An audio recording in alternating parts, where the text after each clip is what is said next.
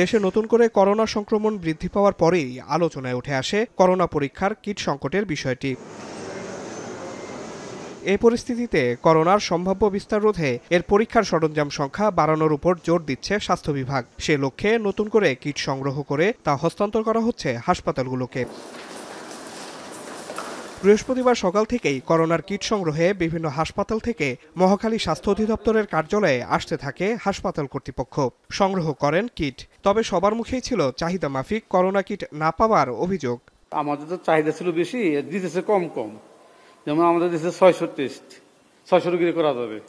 আরেকটা দেশে 250টা, আবার দেশে 300 এই পরিমাণ কম। আমরা ডিমান্ড করেছিলাম 1000, পেয়েছি 200। ডেডিকেটেড কোভিড-19 হসপিটাল থেকে আসছি RT-PCR কিট নেওয়ার জন্য কোভিড টেস্টে। এটা আমরা 5000-এর জন্য দিয়েছি, এখন যা দেয়। এ বিষয়ে স্বাস্থ্য অধিদপ্তরের সংক্রামক রোগ নিয়ন্ত্রণ শাখার পরিচালক অধ্যাপক ডাক্তার হালিমুর রশিদ জানান, পর্যাপ্ত কিট মজুদ রয়েছে, তবে হাসপাতালগুলোর সক্ষমতা অনুযায়ী সরবরাহ করা হচ্ছে কিট। যে হাসপাতাল 100টা বা 1000টা বা 5000 ডিমান্ড দিচ্ছে, সেই গত এক বছরে কটা পরীক্ষা করছে সেটা দেখলে আমার ডিমান্ড বুঝতে পারবো। সে হয়তো বেশি সময়ের জন্য যাচ্ছে, আমরা তো শর্ট পিরিয়ডের জন্য দিচ্ছি।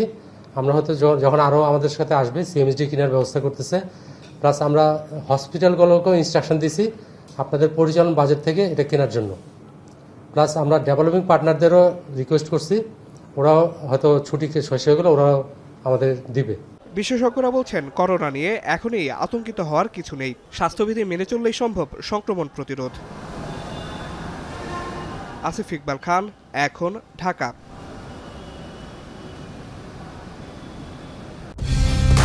কালার এক্সপার্ট, জর্জ স্যাপ এবং মাইল্ড অন হ্যান্ডস টেকনোলজি সমৃদ্ধ অরিক্স ক্রিস্টাল ওয়াশ আপনার লন্ড্রি এক্সপার্ট।